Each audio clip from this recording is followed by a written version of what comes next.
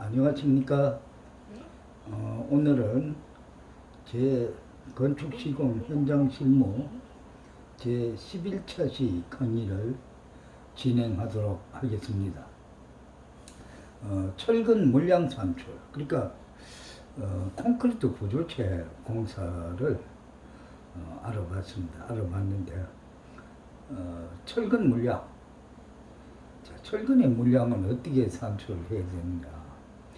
이형철근, 우리가 그 요철이 있는 이형철근을 사용하게 됩니다. 부조체 공사에서. 그러면 이형철근의 단위 중량을 먼저 알아야 합니다. 단위 중량은 인터넷 같은 데서 철근의 단위 중량을 검색하면은 상당히 여러 군데 많이 나옵니다. 자, 규격은 우리가 철근은 지름을 D로 표시합니다. D 10mm 하면은 철근의 그 직경 지름이 10mm다. 뭐 해외에서는 철근이 6mm짜리도 있습니다. 6mm짜리도 있는데 우리 국내는 10mm가 최소 지름입니다. 그러면 D 10mm 철근은 단위 중량이 0.56kg, 그러니까 철근 길이 1m가 0.56kg다. 또 13mm는 0.995kg다. 그 다음에 16mm는 1.56kg, 19mm는 2.25kg입니다. 단위 중량이.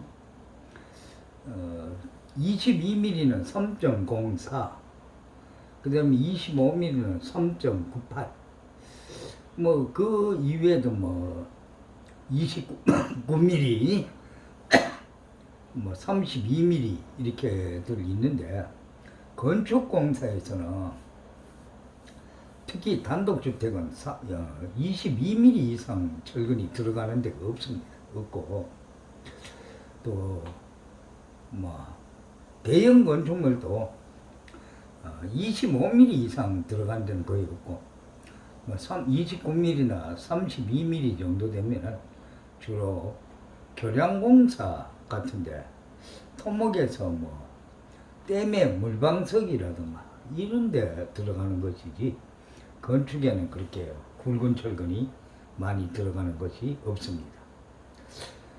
예를 들어서 길이 폭이 10m에 10m 있을 때 D10 골뱅이 200.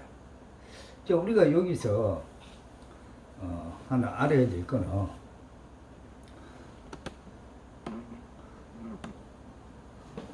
자, 건물의 그 길이가 10m고 폭이 8m다. 8m고 10m 길이의 철근 배근을 하는데, D 10mm 골뱅이 200이다. D 10mm 골뱅이 200이다라고 하면은, 자, 요 표시가 있는 거는 어떤 물체의 중심과 중심 간격이다. 자, 중심 간격이다.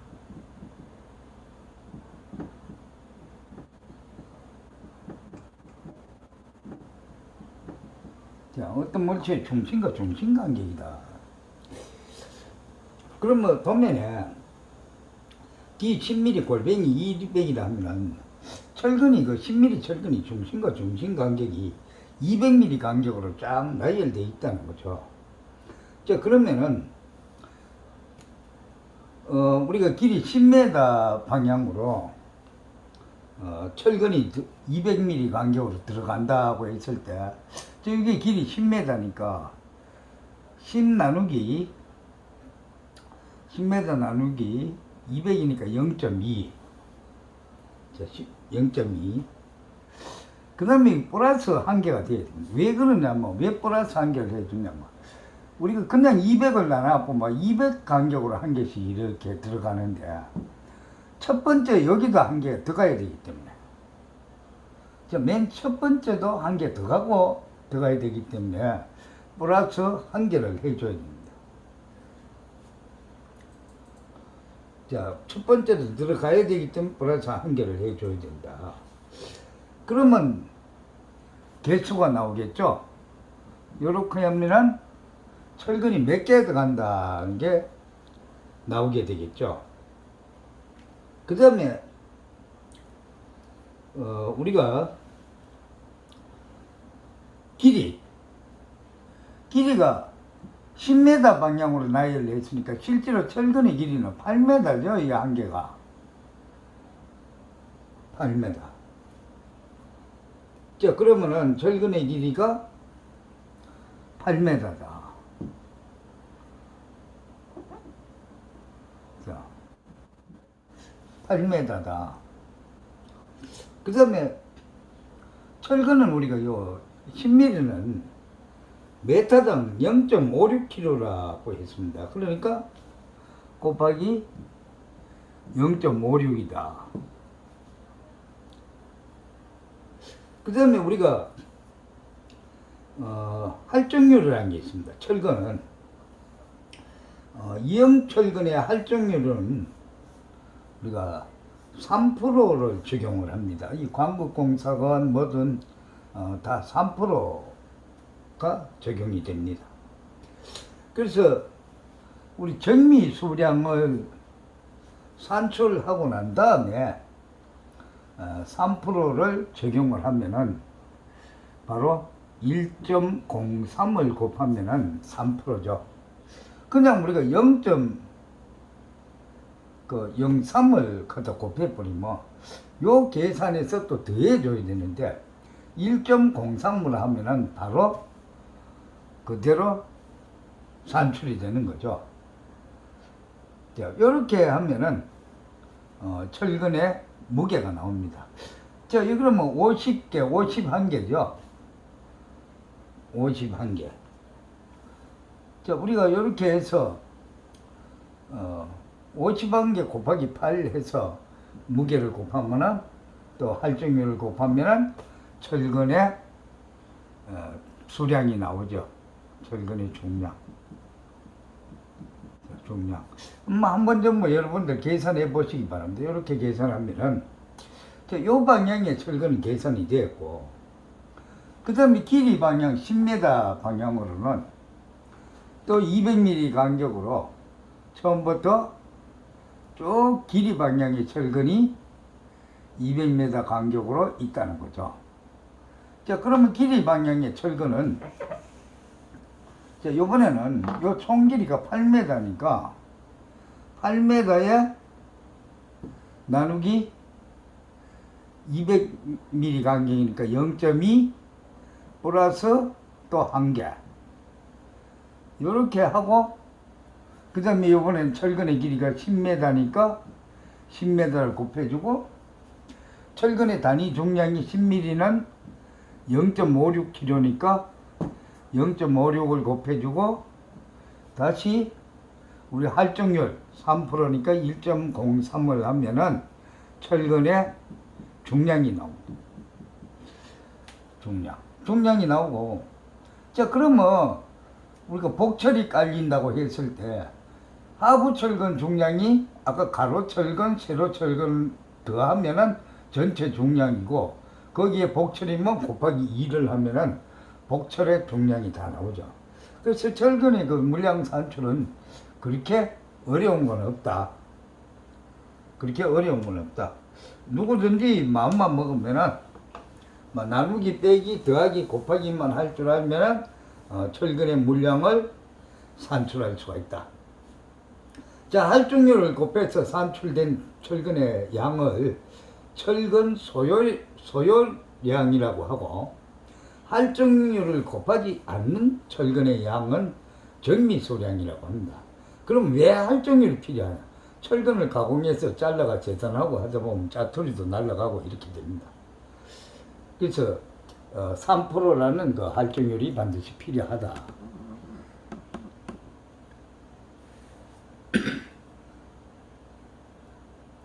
그 다음에 이번에는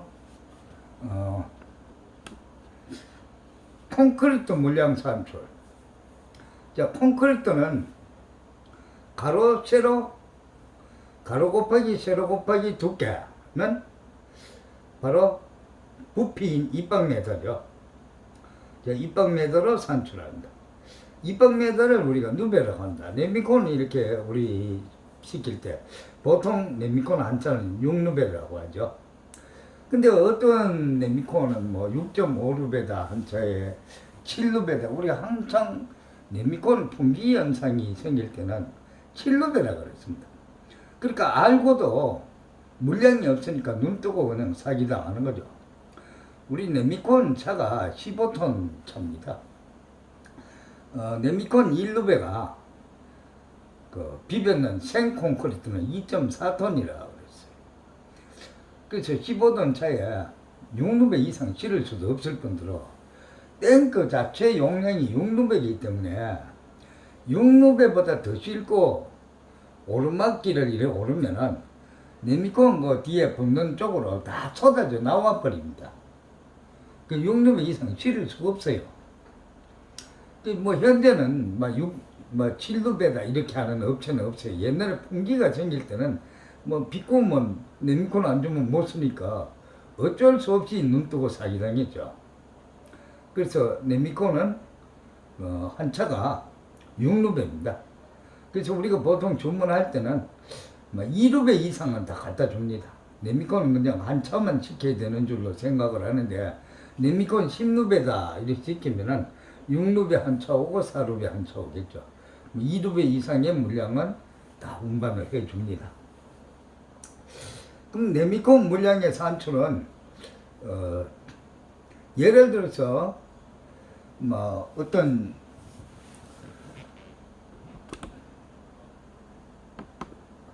자, 예를 들어서 우리가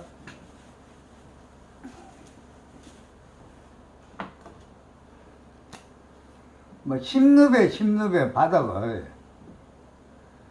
뭐 그 10m 바닥을 200mm 두께로 우리 두께를 표시할 때는 T로 하거나 또는 T로 표시하거나 원래는 THK로 표시하죠. 200 하면 200mm죠. 뭐 미리를 안 써도 다 200입니다. 건축에는 단위가 전부 미리 단위입니다. 미리 단위이기 때문에 200mm 두께로 친다. 그러면은 저 가로 세로 10m 곱하기 10m 곱하기 200mm니까 0.2 하면은 네미콘 누베수가 나오죠. 네미콘 누베수. 자, 이렇게 하면은 네미콘 누베수가 나온다. 자, 그렇게 뭐 어려운 건 거의 없다고 보면 됩니다. 그래서 우리가 지금 콘크리트 부조체 공사에서 거푸집 물량 계산하는 거, 또 철근 양을 계산하는 거, 또 콘크리트 양을 계산하는 거, 요거를 참 간단한 방법으로 알아봤습니다. 예를 들어서 한 가지 있는 것이, 자, 우리가 철근이 만약에 우리나라는 철근이 나오는 종류가 8m 철근과 10m 철근 두 가지가 나오는데, 철근을 15m를 엮는다 그러면 10m 한 가지 갖고 안 되죠. 철근이 15m다 그러면 우리가 상부 철근은 인장 철근이라 그랬고, 복철이었을 때 하부 철근은 압축 철근이라 그랬는데, 자, 이 하부 철근의 길이가 10m다, 15m다 이렇게 했을 때는 뭐 8m든 10m든 한 가닥을 이렇게 엮고, 다음 한 가닥은 이렇게 겹치미음으로 해서 이렇게 연결을 해서 15m를 하는데, 압축 철근은 철근 이음 길이가, 정착 이음 길이가 지름의 25배다 이렇게 했으니까 10mm 같으면 여기 25cm가 겹쳐지는 거죠. 요거를 더해줘야 되죠. 그러니까 길이가, 철근의 실제로 길이는 15.25m죠. 15.25m다. 그래서 길이가 좀 늘어나야 되겠죠. 기둥도 마찬가지입니다. 기둥도. 그리고 기둥은 뭐 10m씩 나오는 기둥은 없겠죠. 3m 아니면 높아봤자 4m인데, 뭐 4m 같으면 8m 철근을 2등분을 한다든가, 이와 같은 방법으로 이 이음 길이를 항상 더해주는 걸 계산을 해야 된다. 그래서 인장 철근의 양을 계산할 때는 40배라 그랬죠? 이건 인장 철근 40배면 10mm 같으면 40cm를 겹쳐줘야 되니까 그 부분을 더해주는 것만 생각하고 있으면 되겠습니다. 이래서 우리 구조체 공사 중에서 콘크리트 구조체 공사는 마치도록 하겠습니다. 콘크리트 구조체는 여러분들이 어떻게 진행되고 어떻게 한다, 타설 방법은 어떤 게 있다, 어떻게 한다 하는 거를 지금 알아봤습니다. 그 다음에 이제 기초공사를 해놓고 조적공사, 벽돌을 쌓아 올려서 집을 짓거나 이렇게 하는 걸 구조체 공사 중에서 조적구조다, 조적식 구조다 이거죠. 조적공사는 어떤 거냐면 담장을 쌓듯이 석재나 벽돌, 콘크리트 블록 등을 재료로 쌓는 공사를 말하는데, 국내에서는 그 돌을 갖고 벽돌 쌓듯이 쌓는 거는 아마 제가 현장만 35년을 현장을 누비고 다녔고, 그 다음에 이제 교육기관에서 한 7, 8년 이렇게 근무를 했는데, 공사 현장에 그렇게 많이 다녀도 돌을 갖다가 벽돌처럼 이렇게 쌓아 올리는 데는 못 봤어요. 그러나 해외 현장에서는 많이 있습니다. 돌의 크기가 우리 시멘트 블록만큼만 크기로 된 돌을 차곡차곡 쌓아 올려서 벽돌 쌓듯이 쌓아서 하는 공사만 있어요. 국내에는 거의 없고 벽돌이나 블록의 재료를 많이 사용하죠. 그 다음에 이 조적을 살 때는 주의사항은 하루에 쌓는 양이 1.2에서 1.5m 이내로만 쌓아야 됩니다. 우리나라 조적공들은 하루에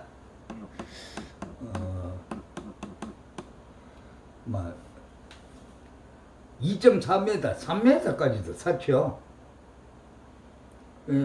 그런데 우리 한국 회사들이 해외 공사할 때는 이 규정을 지킵니다. 우리나라만 이게 해당이 안 돼요. 그런데 왜 우리나라는 가능하냐? 바짝 마른 벽돌을 그냥 시멘트 몰탈로 해서 그냥 쌓기 때문에 가능하고, 해외에서는 어떻게 하느냐? 벽돌 쌓기 전날 벽돌에 물축인 말이 물축임이지 물호수로 갖고 벽돌이 포화 상태로 되도록 이렇게 물에 젖혀 놓습니다. 그래서 벽돌을 쌓기 때문에 벽돌이 시멘트 몰탈에 물을 흡수하지를 않습니다. 그러니까 결국은 1.2m나 1.5m 이상 사면 벽돌이 넘어가 버립니다. 똑바로 쌓아지질 않고 쓰러져 버립니다. 우리나라에서 하루에 많이 쌓을 수 있는 거는 바짝 마른 벽돌 위에 시멘트 몰타를 놓기 때문에 그런데, 건조한 벽돌 위에 시멘트 몰타를 갖다 붙이면은 몰타의 수분이 벽돌로 흡수되어 시멘트 몰타이 양생이 되지 않고 건조되어 버립니다. 건조되어 버리면 시멘트 몰탈의 부착력이 없어지고 벽돌은 무게에 의해서 눌려가 있게 되는 거예요. 자, 우리가 그냥 건조된 벽돌을 사놓은 맨 상단을 발로 하면 툭 차보면 그냥 툭 날아갑니다. 그 위에 무게에 의해서 그냥 눌러져 갖고 밑에 거는 그냥 견디고 있는 거예요. 시멘트는 항상 물이 있어야 굳는다. 물이 갖다가 시멘트 벽돌을 다 빨아먹었고 뭐 그냥 건조된 그 시멘트 위에다가 벽돌이 얹혀 있기 때문에 시멘트 몰탈로 접촉이 되고 같이 경화가 되어 굳어갖고 붙어 있는 것이 아니고 무게에 의해서 그냥 눌려가 있다. 그 다음에 그 줄눈 시멘트 몰탈의 두께는 10mm를 유지하고 벽돌의 틈새를 밀실하게 채운다 이렇게 했는데, 자, 우리가 벽돌은 칠판을 보면은, 자, 우리가 용어를 좀 여기서 한 가지 알고 가야 되는데, 건축의 그 생소한 부분들이 사람들이 많기 때문에 우리가 모래하고 시멘트는 알 겁니다. 자, 모래하고 시멘트를 혼합을 해서 섞어 놓은 거를 사모래라고. 자, 현재 시중에서 그 포대에 담아갖고 시멘트처럼 파는 거는 바로 이 사모래를 갖다가 네미탈이다 그 팔고 있죠.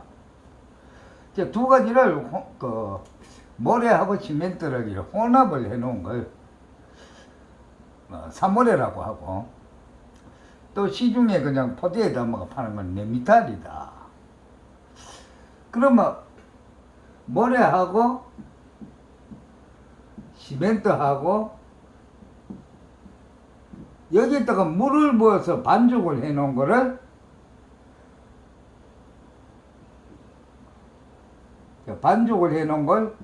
몰탈이다.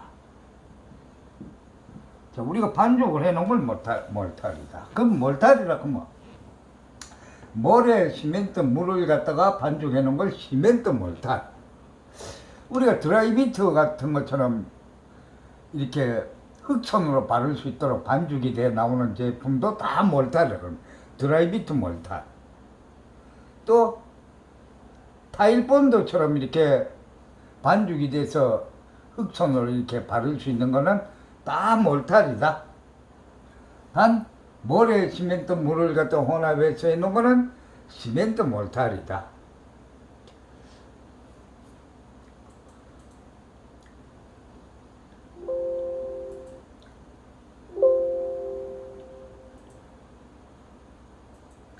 자, 그 다음에 그러면 벽돌은 크기가, 시멘트 벽돌은 우리 표준형 벽돌 한 장의 크기가 길이가 190mm고 폭이 90mm고 높이가 57mm다. 57mm로 되어 있다. 그러면은 우리가 이와 같은 시멘트 벽돌을 살 때는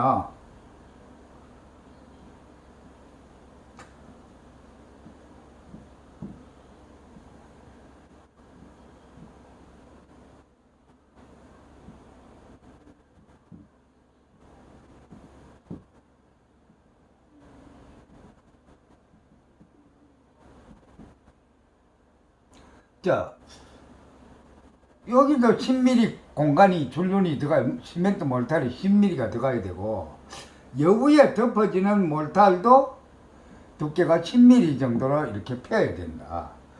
이게 몰탈이 절대로 채워지지 않으면 현장의 조적공들 뭐냐면 별구멍이 보인다. 그 구멍이 반대쪽에서 보면은 보이죠? 밀실하게 다 채워져야 된다는 거죠. 뭐 여기에 벽돌이다. 그럼 여기다 시멘트 몰타를 10mm를 붙여서 살 때만 딱딱 쌓고 위에는 10mm 되게 덮어주는 거죠. 그 다음에 대진벽의 길이는 10m를 넘지 않게 한다 그랬는데, 대진벽이란 어떤 걸 대진벽이라 하냐면은, 자, 우리가 벽이 이렇게 있고 칸막이 벽이 있고 또 여기 벽이 있죠. 이렇게 있다. 자, 이 벽을 시작해서 여기까지, 이 벽과 물리는 데까지, 물리는 지점까지는 10m가 넘으면 안 된다. 그러니까 벽과 벽이 마주치는 걸 대림벽이라고 그러죠. 저 코너 부분이나, 코너도 이렇게 벽돌이 격자로 물려서 사지죠. 이쪽은 이렇게 사지고, 이렇게 딱 겹쳐서 같이 물려서 사지는 이 길이가 10m 이내여야 된다. 자, 왜 그러냐면, 이게 10m가 넘고 길이가 길면은 벽돌이라 하는 조적식 구조는 수평력이 약하기 때문에 넘어가거나 휘거나 붕괴의 우려도 있죠. 자, 수평력이 약하기 때문에 충격이나 진동에 의해서 붕괴될 수가 있죠. 그래서 벽과 벽이 물리는 길이 범위가 10m를 넘으면 안 된다.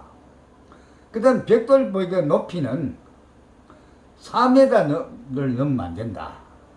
자, 4m가 넘어갈 때는 테두리보를 만들어줘야 된다. 테두리보란 뭐냐면은,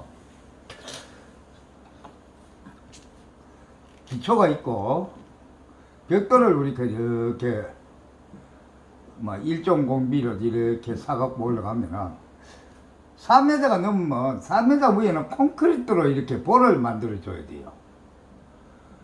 콘크리트로 이렇게 철근을 넣어서 볼을 만들어서 거푸집을 내서 해줘야 되고, 안 그러면 슬라브가 있으면 콘크리트 위에 슬라브가 보가 항상 얹혀서 벽돌을 갖다 일체화를 만들어 줘야 된다. 그 테두리 보가 반드시 설치가 돼야 된다. 그 다음에 조적벽은 습식공사죠. 물로 갖고 시멘트 몰타를 비비기 때문에 습식공사. 그러니까 기온이 5도씨 이하로 내려가면은 동해를 입지 않도록 보양을 하여 상온을 유지해야 한다. 그래서 우리가 5도씨 이하는 뭐 콘크리트도 마찬가지죠. 얼죠. 그 다음에 줄눈용 시멘트 몰타는 시멘트 몰에 비율을 1대3으로 한다. 1대3으로 한다. 자, 시멘트 몰탈이 1대3이면 보통 현장에서는 뭐 모래 3삽에 시멘트 1삽 이렇게 했는데, 그렇게 하면 안 되고, 몰탈 1루베를 만들려고 뭐 1대3은 시멘트가 510kg, 모래가 1.1루베를 혼합한 뒤에 물을 섞어서 반죽을 합니다. 시멘트는 수경성으로 물이 있어야 양성이 됩니다. 그러면 1.1루베인데 어떻게 1루베가 나오느냐? 우리 모래 알갱이 속에 들어갔던 공기가 물을 부으면서 다 빠져나오고, 모래 그 시멘트 분말은 모래 알갱이 틈새로 들어가 버리기 때문에 오히려 물을 부어서 혼합하면 부피가 줄어듭니다. 집에서 아마 집수리 한다고 시멘트 몰탈 비벼봤는 분들은 잘 알 겁니다. 4미터를 우리가 한 포가 사다가 물을 부어서 반죽하고 나면은 마켓으로 한 바켓스가 못 나옵니다. 부피가 완전히 줄어들어 버린다. 자, 오늘은 여기까지 하고 11차치 강의를 마치겠습니다. 내일은 그 조적공사할 때 바탕 처리하는 방법을 가지고 공부를 하도록 하겠습니다. 자, 수고했습니다.